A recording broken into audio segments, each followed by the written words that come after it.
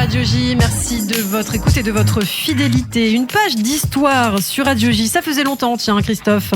Et on l'apprenait vendredi, la disparition de Daniel Cordier à l'âge de 100 ans. Il s'est éteint chez lui dans la ville de Cannes. Daniel Cordier était l'un des 2 derniers compagnons de la Libération encore en vie, surtout connu pour avoir été le secrétaire de Jean Moulin. Il a également été marchand d'art et historien. Depuis sa disparition, les hommages donc à Daniel Cordier sont nombreux. On notera notamment celui d'Emmanuel Macron qui a promis de lui rendre un hommage national. Christophe Dard, très élégant, vous êtes toujours avec moi ce matin en studio. On revient donc avec vous sur la vie de cette figure de la résistance et tout d'abord donc sur la jeunesse de Daniel Cordier. De son vrai nom, Daniel Bouijou, il adoptera par la suite le patronyme de son beau-père Cordier.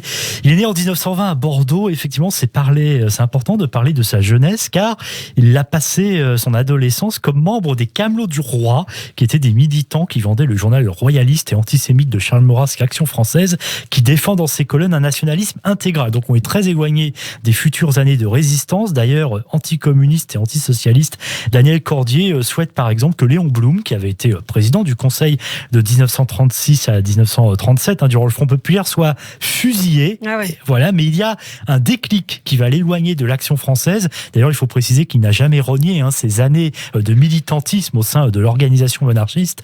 Eh bien, c'est la signature de l'armistice entre la France et l'Allemagne nazie. Ça, il ne l'accepte pas et du coup, il embarque pour l'Angleterre. Il rejoint la France libre suite, bien sûr, au fameux appel du général de Gaulle le 18 juin 40 à Londres. Daniel Cordier a alors 20 ans. Ouais, Daniel Cordier est donc l'un des premiers à s'engager dans la résistance, à partir à Londres.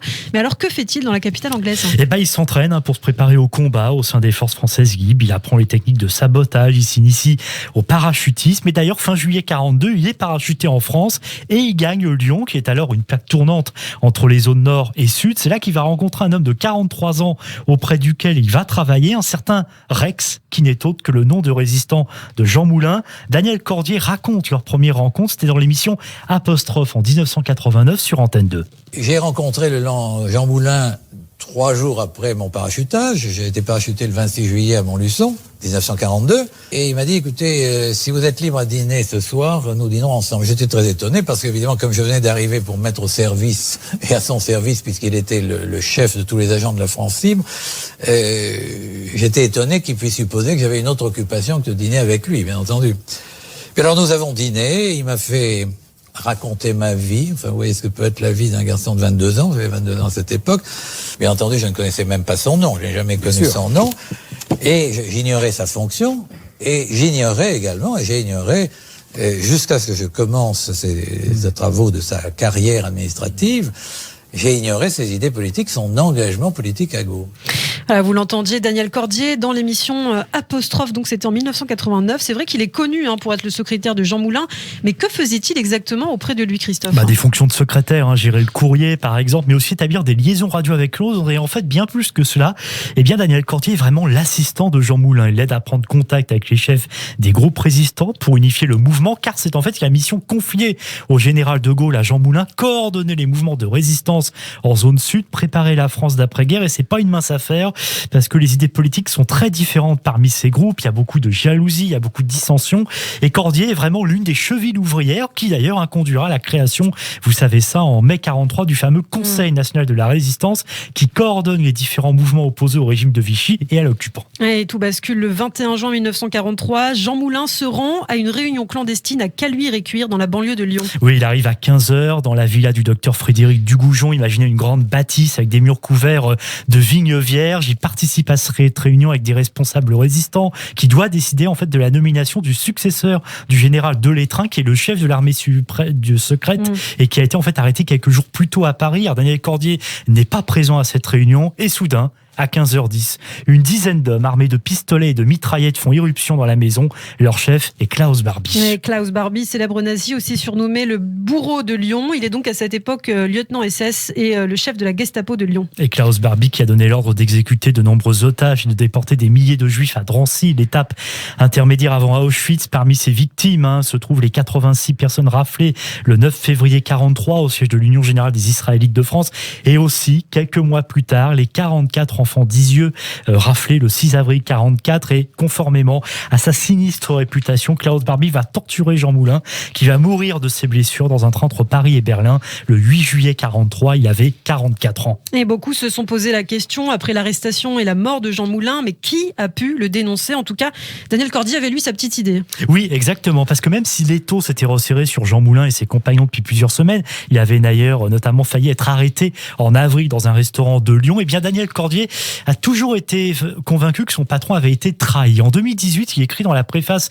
de l'ouvrage Jean Moulin, écrit et document de Béziers à Caluire, cette phrase qui révèle le contexte de l'époque. Il y avait autour de lui, je cite, un climat d'agressivité, une atmosphère détestable entretenue par quelques chefs de mouvement et par certains de leurs lieutenants qui rêvaient ouvertement d'éliminer Moulin, accusé de vouloir confisquer la résistance au profit de Londres. Et Daniel Cordier avait un nom du traître qui a livré Jean Moulin à la Gestapo, un certain René Hardy, présent à la fameuse réunion de Caluire-et-Cuire où Moulin a été arrêté. Mais René Hardy, qui pour rappel était membre du mouvement Combat et coordinateur des sabotages ferroviaires, et qui semble donc au-dessus de tout soupçon par rapport à son parcours dans la résistance. Au-dessus seulement, parce qu'en fait René Hardy est arrêté par les Allemands quelques jours avant la réunion de Caluire-et-Cuire. Interrogé par Klaus Barbie, il réussit étonnamment à leur échapper. Et puis lors de la descente à Caluire-et-Cuire, où Hardy est présent, il est certes lui aussi arrêté, mais il arrive une nouvelle fois à s'évader. Quelle chance! Du coup, selon Daniel Cordier, Barbie a passé un accord avec René Hardy pour que celui-ci, en échange de sa liberté, l'aide à remonter la filière jusqu'à Jean Moulin. D'ailleurs,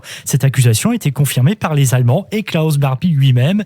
Et lors du premier des deux procès de René Hardy en 1947, Cordier va témoigner. Il va déposer contre Hardy et va l'impliquer directement dans l'affaire de Caluire-et-Cuire.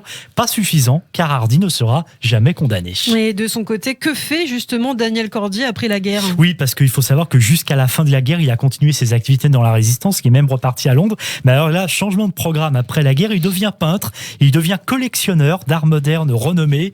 Il ouvre sa galerie dans les années 50 à Paris.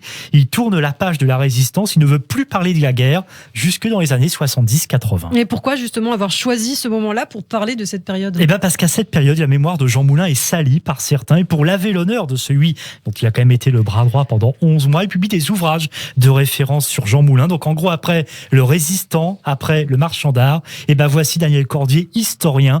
En 2009, il publie ses mémoires, alias Caracalla.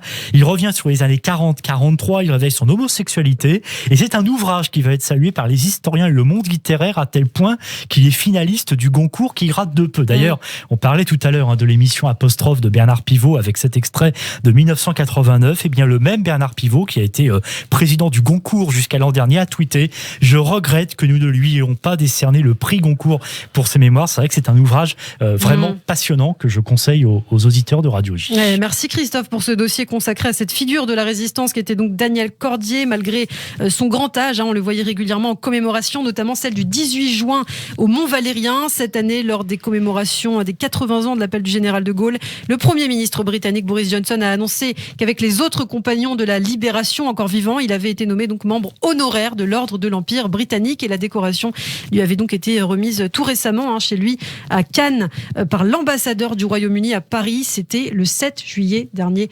Daniel Cordier, donc on reviendra évidemment certainement plus tard encore sur son parcours.